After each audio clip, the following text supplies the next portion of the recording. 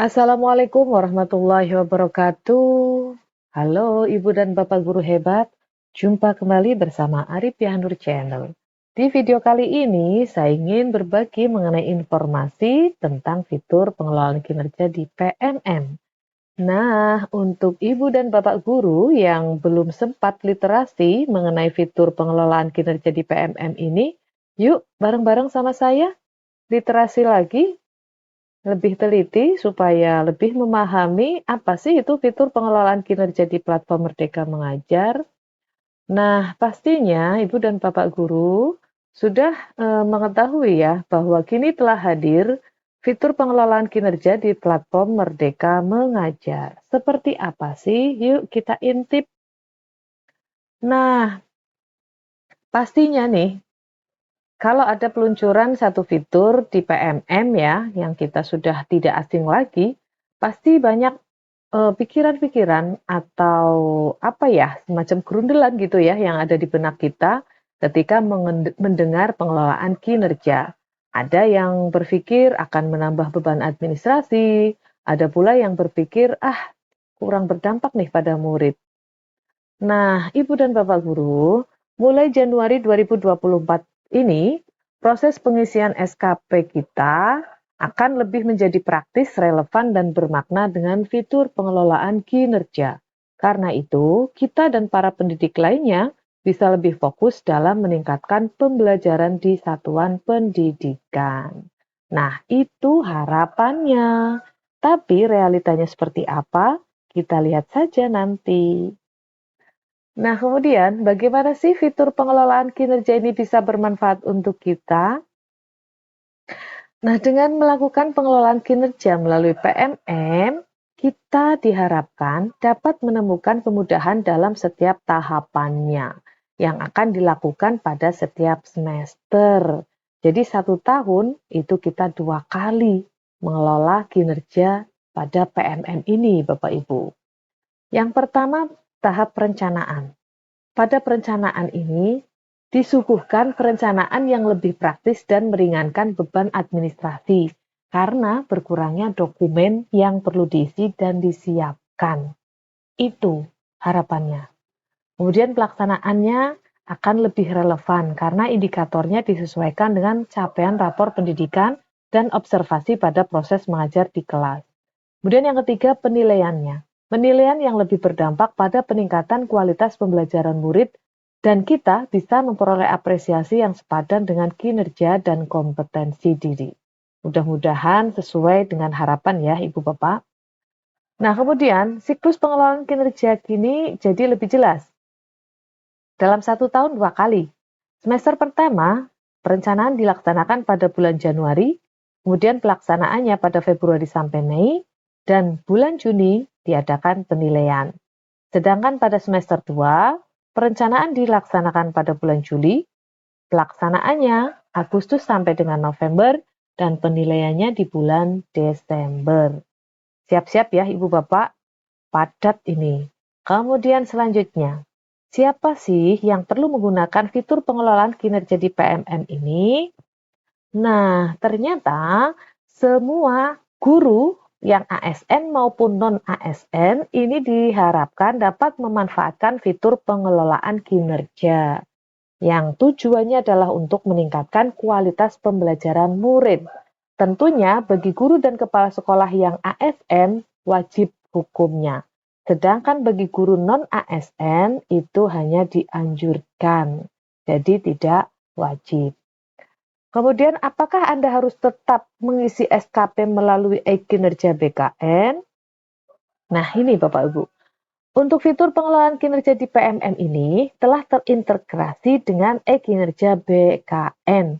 Jadi, kita tidak perlu lagi mengisi SKP melalui e-kinerja BKN. Sampai di sini jelas ya. Nah, selanjutnya, kapan sih waktu terakhir melakukan perencanaan pengelolaan kinerja?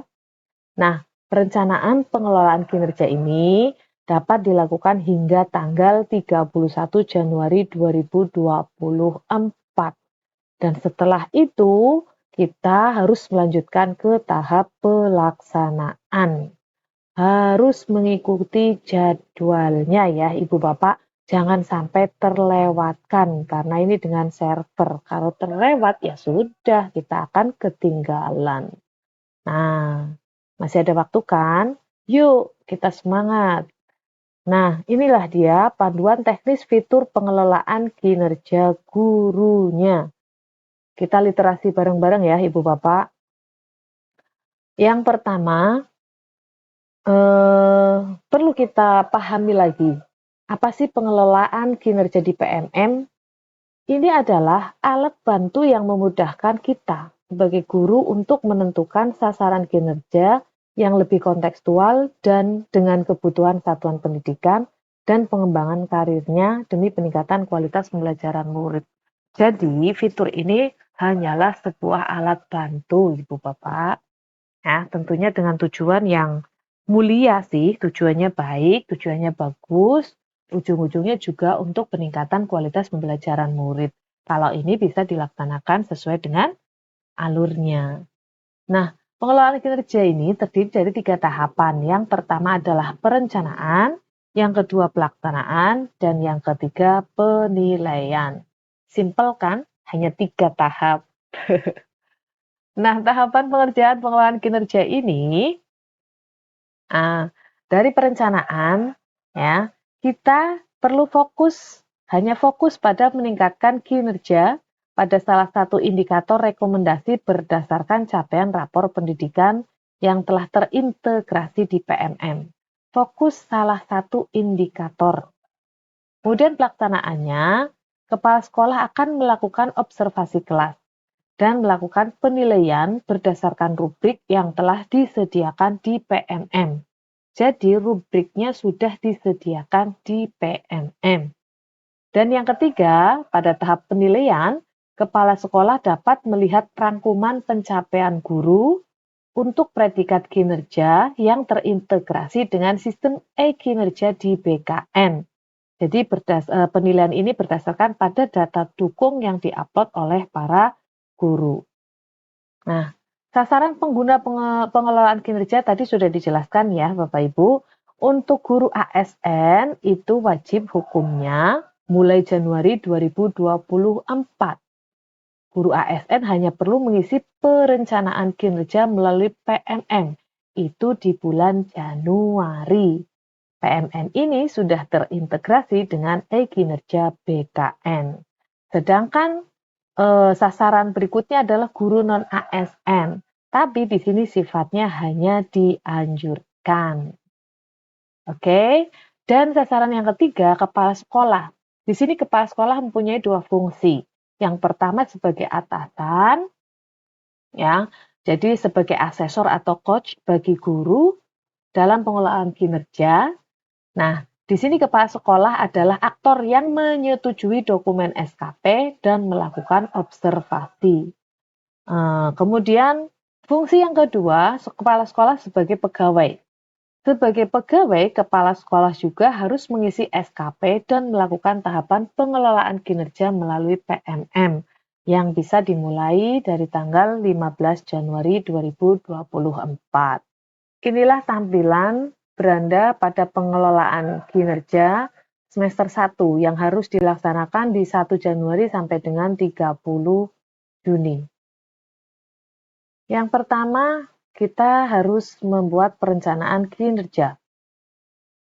Pada perencanaan kinerja ini ada 2 tahapan. Ya, yang pertama, kita akan disuguhkan dengan tampilan beranda seperti terlihat pada layar, Ibu Bapak. Di sini ada alur pengelolaan kinerja. Ibu dan Bapak guru bisa mengetahui lini masa pengelolaan kinerja yang ada di laman beranda ini. Ya, di bulan Januari, apa yang harus kita lakukan? Kita di bulan Januari cukup hanya merencanakan dan menunggu persetujuan dari atasan. Ya, merencanakan kinerja dan menunggu persetujuan dari atasan. Kemudian di bulan Februari, kita melaksanakan persiapan observasi kelas. Maret itu periode observasi kelas dan diskusi tindak lanjut.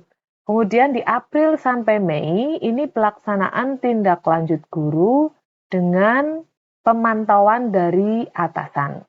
Kemudian di bulan Juni, refleksi, kemudian penilaian, dan penentuan predikat kinerja guru oleh kepala sekolah.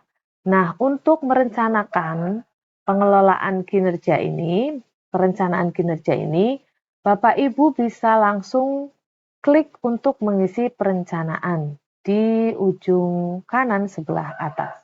Kemudian, setelah klik mulai, kita akan melihat data diri kita seperti tampilan berikut.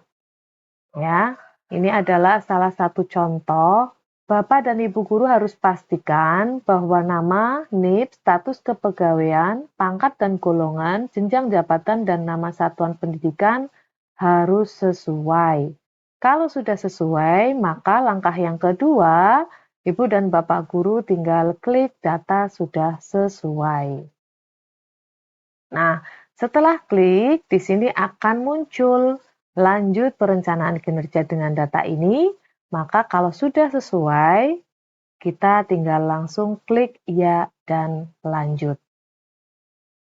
Selanjutnya, pada tahapan perencanaan, kita sebagai guru dapat merencanakan kinerja dengan memfokuskan dari satu indikator saja, yaitu yang direkomendasikan berdasarkan capaian dari rapor pendidikan satuan pendidikan kita. Apabila tidak ada hasil capaian rapor pendidikan, maka kita dapat berdiskusi atau direkomendasikan oleh kepala sekolah. Nah, perencanaan kinerja ini terdiri dari praktik pembelajaran yang pertama, kemudian yang kedua pengembangan kompetensi, yang ketiga tugas tambahan, yang keempat perilaku kerja, dan terakhir rangkuman. Nah, setelah ini kita akan masuk ke laman perencanaan kinerja.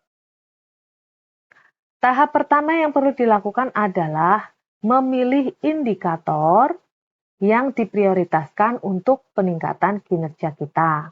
Rekomendasi perencanaan kita didasari pada hasil capaian rapor pendidikan satuan pendidikan.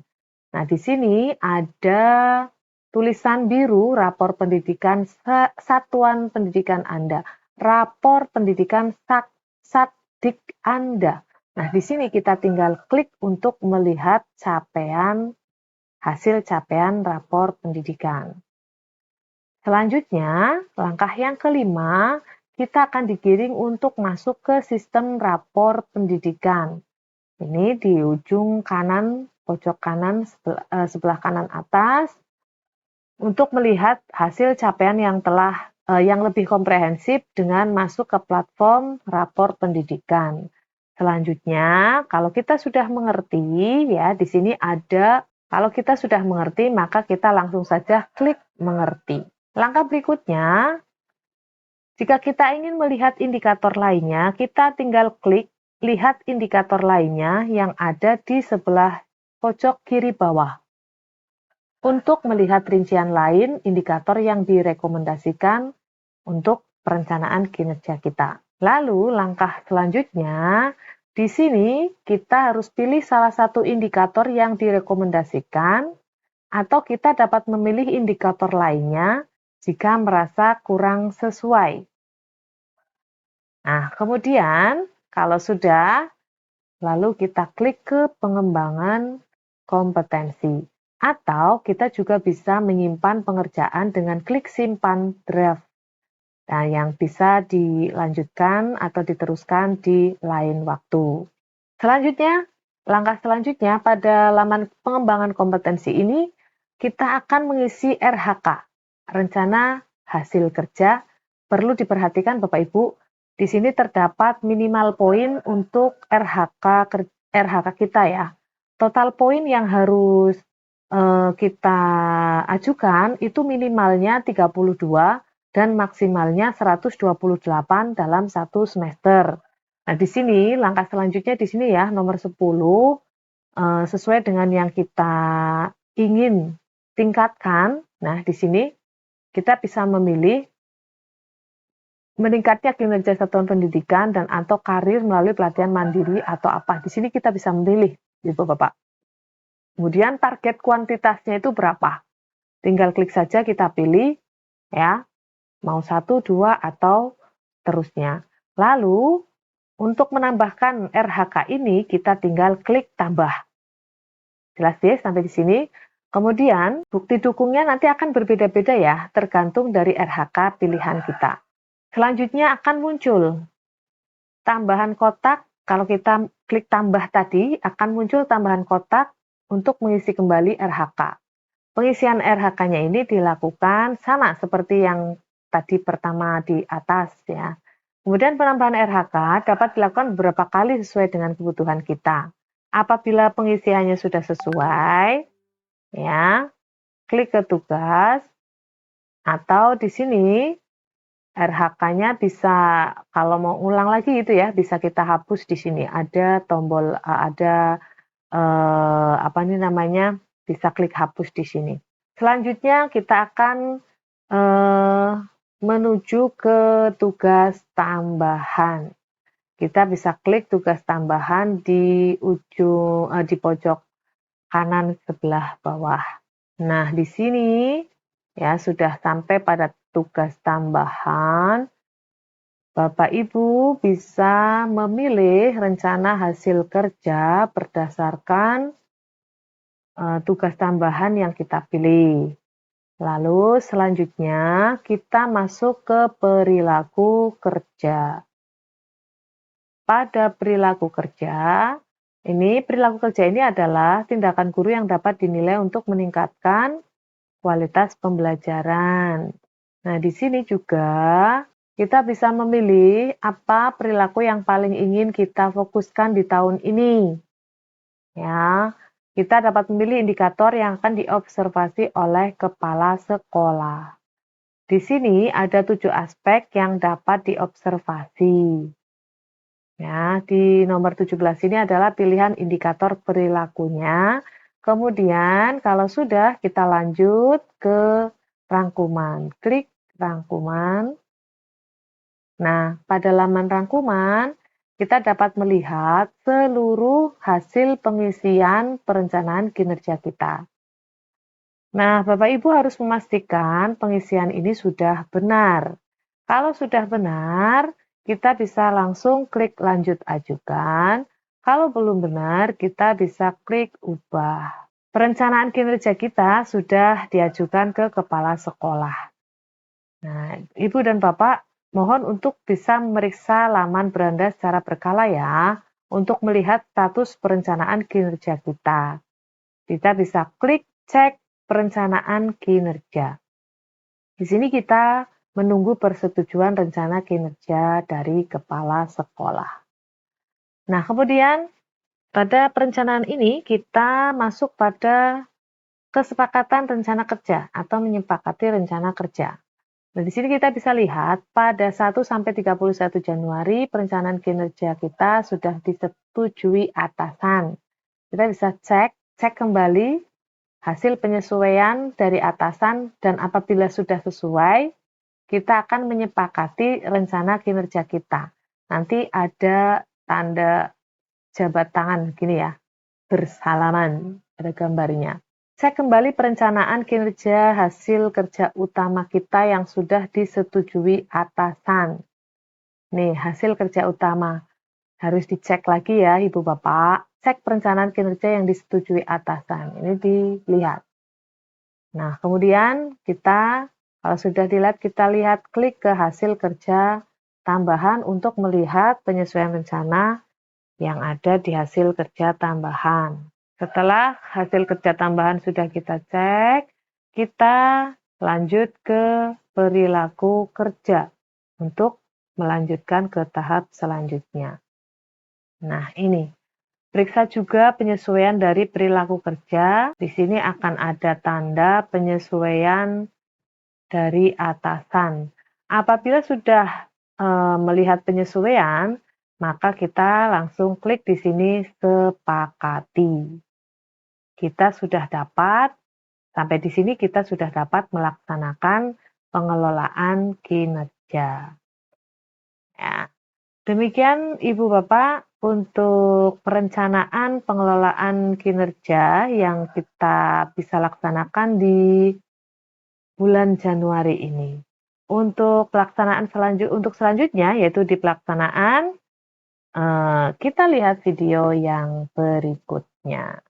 Terima kasih Ibu Bapak, kita sudah literasi bersama mengenai perencanaan kinerja yang ada di platform Merdeka Mengajar. Mudah-mudahan semakin paham.